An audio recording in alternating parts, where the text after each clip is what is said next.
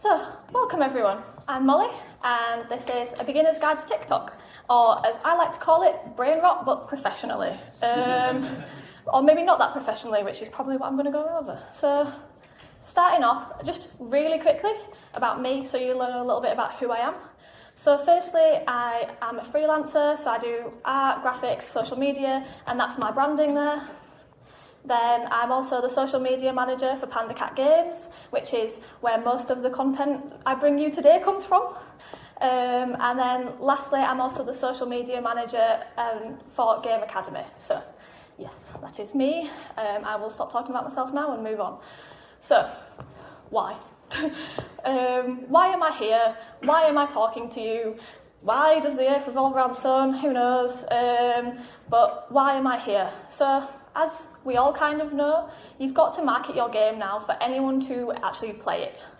And you've probably all heard these statistics before, but there is 21,000 games released every year, and that's growing every year as well, which actually works down to 57 every day. So you have got to compete with 57 games that also release on the same day you're planning to release your game. So you've got to do something to stand out against the crowd and get yourself known so you can actually get your game, people playing your game, right? So from that, now I've said why you've got to do social media. Why am I talking about TikTok and why TikTok specifically? I could be coming to talk to you about Twitch or YouTube or any of the other social medias. Why TikTok? These are screenshots of all of the Panda Cat Games social medias that I manage. And if you can kind of see, there is a very big reason to why I'm recommending TikTok rather than the others. The followers. So the Panda Cat Games social media, Panda Cat Games TikTok has 1,100 and a bit followers. The Instagram has 330 and the YouTube has 57. There is different reasons to why you want to be on all of them if possible, but if you don't have the facilities to try and do lots of social media, you probably want to just stick to TikTok and that be your main one. They all have their benefits, so YouTube, for example, YouTube Shorts, tends to get the best views out of all of them, but you get the worst engagement from that. Because I think if anyone's ever watched YouTube, you don't really like and stuff as much as you do on some other platforms. So that one, if you want loads and loads of views and to reach the biggest audience, is a good option. But just bear in mind, you probably won't get the same level of engagement, followers, etc. Instagram is the complete opposite of that. You generally get the worst views, but you get the best engagement from that because people who follow you tend to see every single thing that you post on Instagram. So we'll generally be returning customers kind of thing. So you get the followers you do get are probably your most loyal followers on Instagram because they will like and comment on everything that you post. TikTok kind of is a mix of both. You get slightly better views, more like Instagram, and you get some more engagement like Instagram. But you also get way more followers as well, so it's useful from that point of view. So I'm just going to do a really quick housekeeping point so that if for some of you here who might have never actually looked at TikTok before or made an account, this is just so that if you go to make your account after this talk, you will then not be oh my god, what is this? What do I do? Right? So there is two different types of accounts. You've got your personal and your business account, which obviously is the same on most of other social media platforms as well. But there is reasons to why and why not you would want to use either of them. So for personal account, you get the full access to the sound library, which is really important when you want to get on trends and things like that. But you only get full analytics after 100 followers, and you only get a link in your bio after 1,000 followers. I know that might sound scary because we all want those wish list now links going on, but generally, getting to 1,000 followers on TikTok is not that hard. We at Panda Cat did it in about 5 months. And if you are lucky enough to be one of the chosen few that gets a viral video, you could probably get 1,000 from one video. If you're lucky and the TikTok gods agree with you or something. So it's not actually that much of a problem, I don't think, that you can't get that link until 1,000. So then there is your business account. This is very limited sounds, so anything that's vaguely copyrighted you are not allowed to use, which can limit your ability to do trends and things like that. You have to have a UTR or a company registration number. So for some of you who are thinking like, I'm just making a game with my friends in my bedroom, that might not work for you because you have to have that to justify that you are a real business.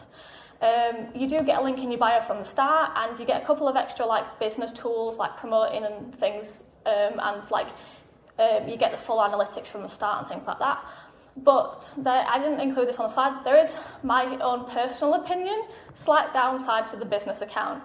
Generally, I think that with a business account, TikTok wants you to spend more money. So you will get slightly lower views because it wants you to use the promote feature, give them money, and then they'll give you all of the views you were meant to get from the start kind of idea, because you're meant to be this business. And at the end of the day, they want all the money they can get. So that is a little downside to a business account. So generally for most indie companies, I actually recommend just going with a personal account, because the access to the sounds is so important for like trends that I think it is way bigger of a benefit than losing like the link and stuff for a little bit, if that makes sense. But we should all be aiming for more than 1,000 followers anyway, because if you don't have that many followers, still no one's going to play your game. All right, so that boring bit is done. Now we can go on to the fun stuff. So TikTok's rules. TikTok has a lot of quite strict rules, although they're not like written rules, they're more like vibes rules. That you have to follow for your videos to do well is kind of the idea. So we're starting off with the general vibe. TikTok is all about the vibes. You want to just vibe as much as you can. If any of you have ever had any business meetings, think about all of the business advice you've ever been given, like to be like professional, keep your branding, don't do anything that might get you cancelled, right? Think of all of that stuff, throw it out the window, right? We are getting rid of anything that could possibly be professional and moving. So the first vibe that you want to try and get is to be personal, right? There is quite a big like AI backlash and things like that, but generally people like to see other people doing stuff. So as much as possible, you want to try and have like yourself or something of a person in a video, and not just always do like screen recordings of your computer. It even works better sometimes if you actually like use your phone to record your computer, so you get like the background of your environment rather than just a straight screen recording. So with that as well, you want to try and avoid being businessy and promotional, right? Because videos that do well tend to not have like call to actions, I'll be honest with you. So even though for marketing you generally want to have a call to action as in like wish list now, buy now, etc. You kind of want to not do that if possible, because people tend to be a bit like, oh, this is just another business trying to sell me something, I'm going to scroll and ignore you, kind of. If you are just being like genuine about your like development or your company, it generally does better without that level of like promotion in there. So this is a quick example of one of the TikTok videos that did quite well for us, because it's like a voiceover and it's the genuine reaction of some of our team testing out a new feature. So a little dirt patch underneath, because you do see that under swings, right? You see that little bit of dirt. Go, Panda, go. Right, let's go. Oh. Oh. Oh. Oh, yeah. Oh! So we all have had those bugs, right? But they're some of the best things that you can share, and especially if you can get your actual genuine reaction when testing as well, it tends to do way better just because of that level of like personability. And if you noticed, I didn't say anything about the game or any promotions or anything. It was just a quick video of them testing a new feature. So in that, I also say like, with the personal, you kind of want to try and get as much people in as possible. So like, you might see it quite a lot with games where they have like a start screen where it's like one of their team waving at a camera, and then they cut to their game. But that just like quick shot of a person at the front tends to help people stick around. So like I literally posted this on Tuesday after I made it on my way down on the train. So like this is just, I started it with me waving, and it just kind of helps the video do better because I've got that level of person in front. So then we talk about trends. I've kind of vaguely mentioned them before, but they're really important on TikTok. Trends is generally like using a popular sound or music or vibe, I guess. You want to like use that same sound that everybody else is using at the time. You can only really do this if you're on the platform, which is another big recommendation of mine, is you want to be scrolling as much as possible to see what other people are doing, because it's the best way to get inspiration and know what trends are doing well. So generally what people do is they literally like copy each other pretty much. They get the same music or what have you and do the same formatting of a video, but just with your own content and your own slight spin on what that trend is. And that is like one of the biggest ways to get more views, because if a sound is trending, people tend to see more and more videos from that same sound on their For You feed. Like once they've liked one video with that sound, they get all the rest of them with that sound kind of vibes. So if you can get in that, it really helps. So here is an example of a trend that we used. I went from this. I went from this. Oh, hello, I got faces to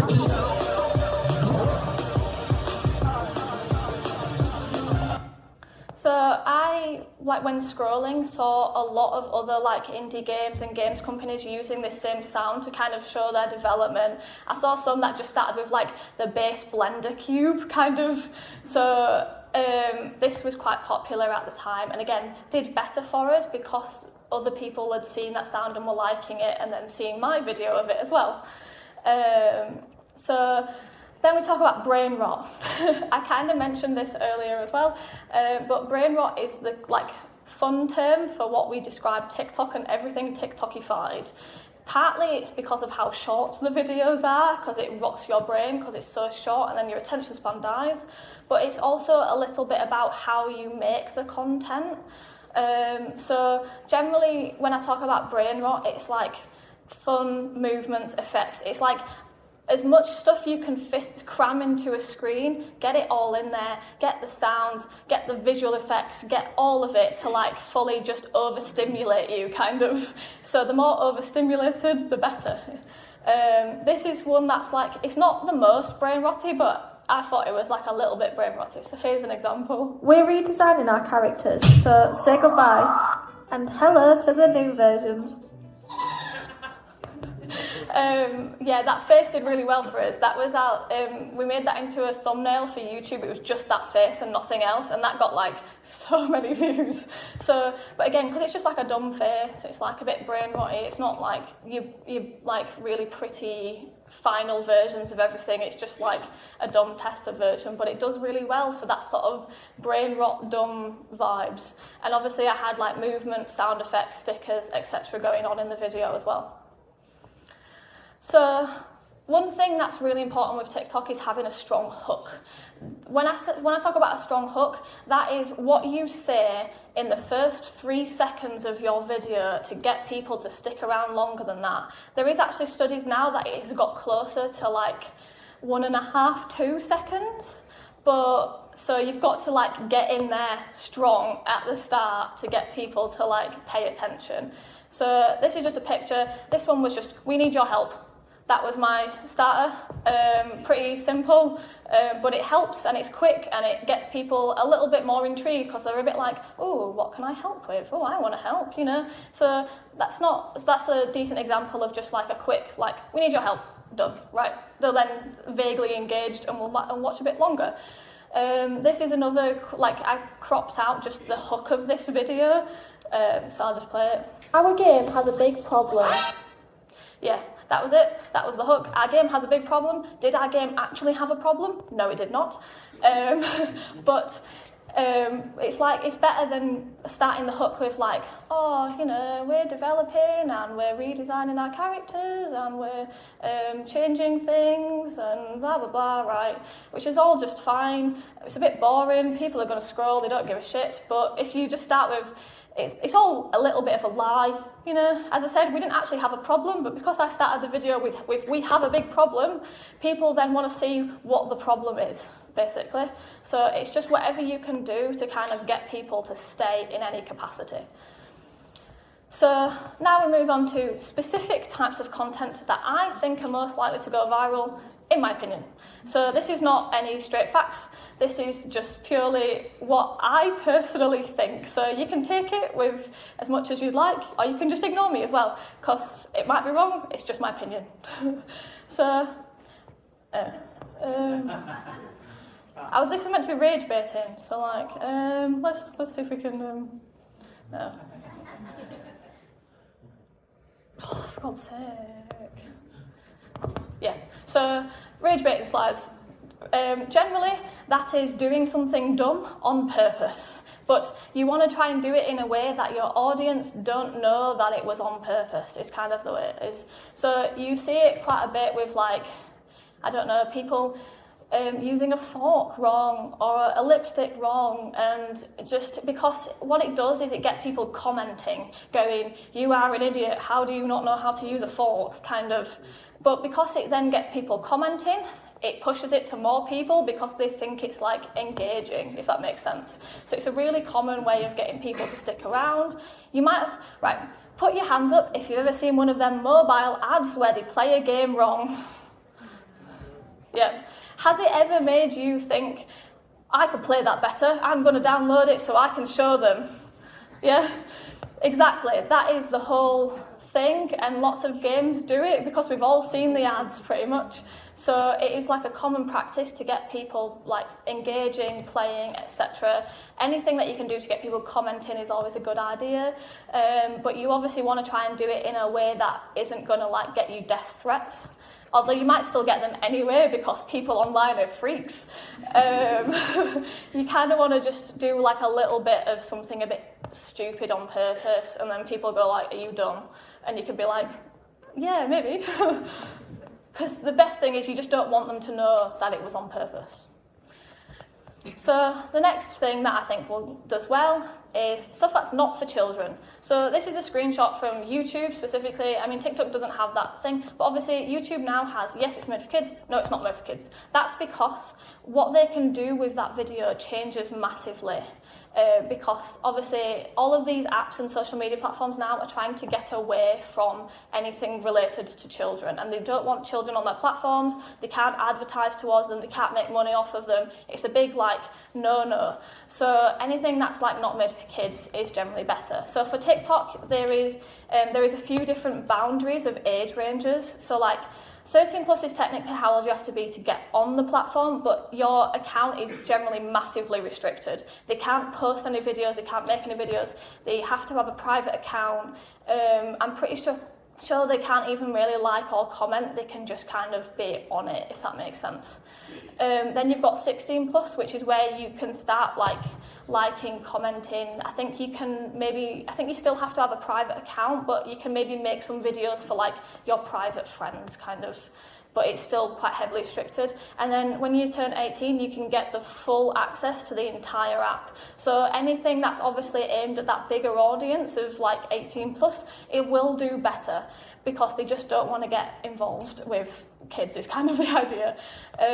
This can also possibly lead more into some slightly more sexual content as well. Like you might have heard of like thirst traps on TikTok, which are quite popular. So things that sometimes can have that little bit more sexual undertone can sometimes help.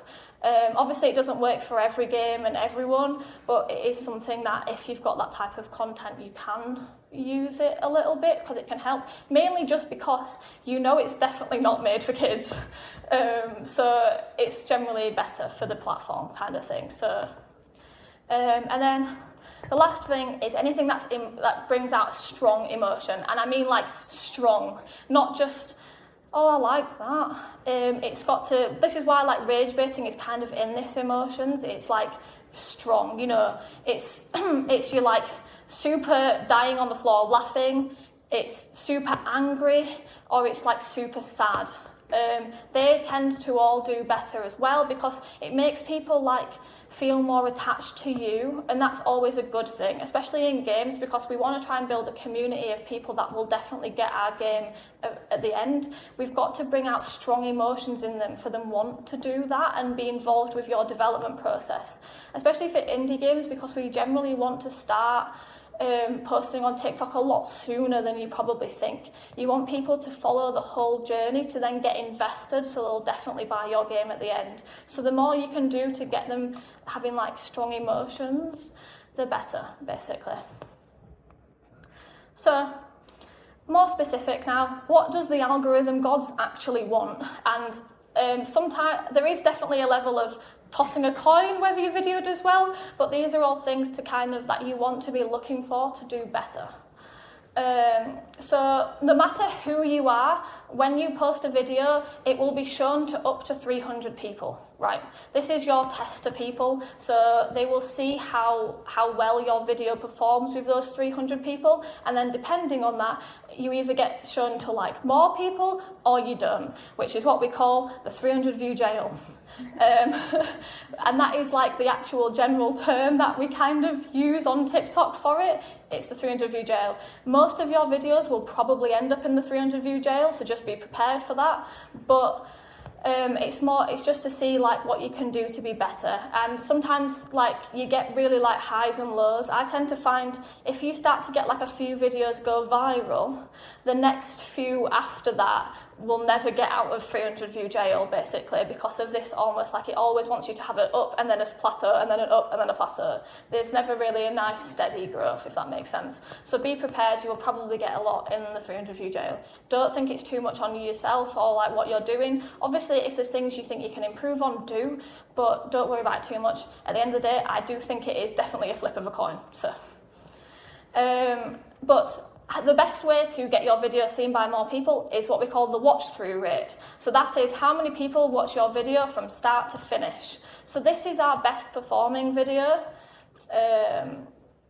This is our best performing video that we've done, and it was only 7 seconds long, right?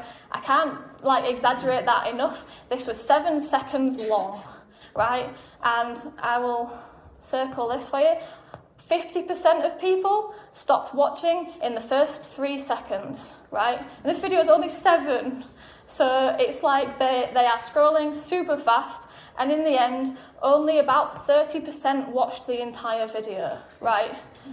So and this is our best performing video. So this is like got the most views and has done the best with audiences, and still only 30% have watched the whole 7 seconds, which is crazy when you think about it, especially if anyone here has had anything to do with TV and film. My mum used to be a TV director, and she's just like, what can you actually do in 7 seconds? And I'm like, as much as you can physically find. And she's like, we used to have a rule that you couldn't keep text on for shorter than 6 seconds, and I'm like, yeah, no, faster than that, double it.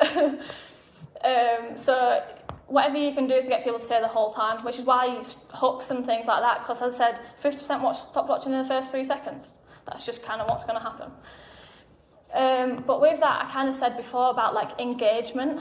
Engagement is quite a big one as well for your video doing better. So these are kind of general statistics that we think are like about a normal amount of what you would want to get, if that makes sense. So at minimum, for every 20 views, you want 1 like, right?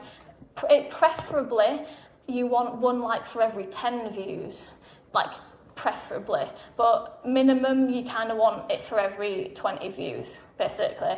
And then as many comments, shares, and all of that helps too, because again, it's just showing the algorithm that your video is interesting, you're sending it to other people, you want more people to see it, you're engaging. It's just general vibes of what's like a good video, basically.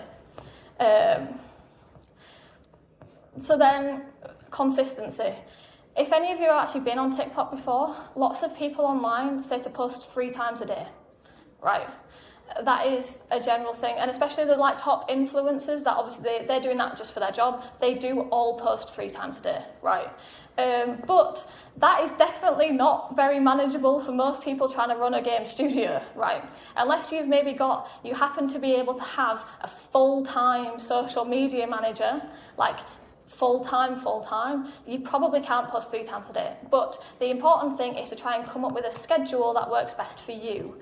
So even if that's posting like once a week, as long as you post every week at the same time every week, it's better than nothing kind of thing. So like these are just sort of 2 like options of what you could use for like a schedule kind of thing. So at PandaCat we post Monday, Wednesday, Friday. So as you can see, this is the same amount of content. We post it we schedule it out and get in front, because the more you can schedule in front, the more time you've then got to make content. So you kind of want to spread it out as much as possible to whatever you think is a manageable out, rather than making a bunch of videos, posting them all out, and then you've got nothing for the rest of the month, kind of. And then it's just kind of like dead space without posting kind of thing. You want to try and keep some level of consistency, because the algorithm likes that. TikTok is like the most selfish, right? They want people to be on their platform, never leave, and never use any other platforms, basically. So, like, the more you can do to prove that you're showing up, you're sticking around, you're giving them more content, which kind of gives them more money, the more you can do to show them that you are, like, consistent and reliable, the better that it will do for you, and you should hopefully get slightly better views from that. So, best times to post, right? Technically, you can post whenever you want, and it'll probably, depending on the type of the video, it'll probably still do the same, right? So there's not really like a strict thing about when you should post, but think to yourselves, when are people going to be online, right? Like, when do you scroll kind of vibes? Normally, that's either before work, so when you wake up in the morning, you have a quick scroll before you get out of bed. That's when lots of people are online. The next one, lunchtime. You have your break from work, you sit scrolling for half an hour while you're eating your lunch, and then you go back to work. And then I think the best option out of all of these is after work, because most people come home, they maybe make their tea, and then they might just chill on the settee or whatever and scroll for a few hours. And when I say after work, this can sometimes mean quite late into the evening. Like, I've seen statistics and stuff on this where sometimes the best time to post is like 9 p.m, kind of late, which isn't the best if you've got like a standard working day, unless you pre-schedule it in advance. But sometimes it is beneficial to post it later, because more people will be online then. People love a scroll before they go to bed, so like that's always a good option. And that's what we post at 6 p.m. at PandaCat, and I post that for every single video every week kind of thing, because then I'm always at the same time. So also if people are like coming back to your content, they know you're going to post at that time. So if people are like actually that interested and they're waiting for your next video, they'll know it'll come at that time, basically. So using a social media management tool, which you can use, and if it can sometimes help if you're managing multiple social medias, but this is why I don't actually recommend them. So mainly because TikTok specifically doesn't always see it as organic content. It can sometimes think that it's maybe a bot posting rather than an actual person, so it can like shadow ban you, I guess, or just not let your video go out to as many people because it doesn't see it as organic, basically. The other thing is it doesn't have trending sounds. So, because it'd be like a bit crazy, right, to make your video in TikTok with the trending sound, export it out, just to put it back in a social media management tool afterwards and then post it that way. So that just gets longer and it's a bit more of a hassle. And the last thing is harder to do thumbnails. This is mostly for if you're posting on YouTube Shorts, because I find that YouTube Shorts is actually the most comparable, vibes-wise to TikTok, so I tend to post on both. But YouTube Shorts is really like, you have to have a good thumbnail, right? It can't just be like something bland. It's got to be something interesting, and it's generally got to have text as well. So you can't really do that very well in social media management tools, because these platforms have all set up their stuff so you can to only use their platforms, right? But with this, TikTok has a sister app called TikTok Studio, which I definitely recommend getting, because like I kind of said about the different types of accounts, you tend to get slightly better like tools with TikTok Studio, even on a personal account. And I find it's better to schedule out. It's got slightly easier formatting to like look at analytics and stuff, rather than it being on the app itself. But because it's TikTok's sister app, they like you using that as well, because it's still their app basically. It's just got slightly better tools sometimes. So if you want to use any type of sort of scheduling tool, definitely use TikTok Studio for TikTok specifically, basically. At PandaCat, for management tools, I post organically on TikTok and YouTube, and then I put the same video into Metricool for Instagram and Blue Sky, because we're not as bothered about those platforms, and also they're generally slightly better for using a tool, whereas like TikTok and YouTube are really like, you've got to use our stuff, kind of. So this is just my like final kind of top tips, basically. So don't focus on the numbers too much, because it can get really depressing sometimes if your videos are flopping and you're looking and you're watching going like, what can I do? Why doesn't it like me? So try not to focus on the numbers too much. Obviously, if you re-watch the video that you've posted and you can come up with something that would maybe make it better in the future, do that, but try not to dwell like, how do I make this better, kind of, only if you can come up with something, basically. Normally it's hooks. That's normally the one to do. Try and find a stronger hook, basically. But try not to worry about the numbers, because it's a bit of a hard slog, especially when you're first starting. Things will feel a bit slow, but as soon as they start picking up, you get a bit of a snowball effect, so they then will pick up from further on. Make the content you'd want to see.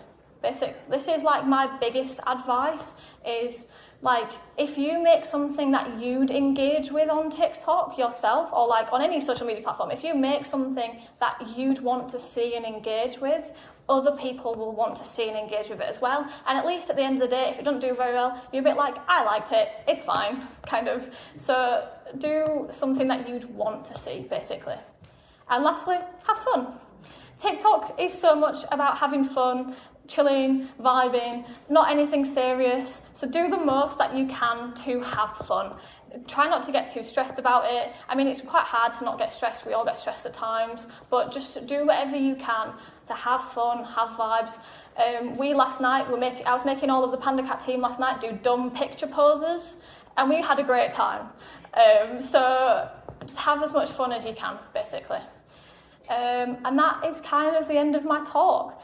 So feel free to connect with me on LinkedIn. I think we've got a little bit of time for questions. And also, I want to quickly brag about myself, because if you might have seen me around the con, I have been wearing t-shirts with my own artwork on them this whole week. So I just want to like brag a little bit about myself there. So.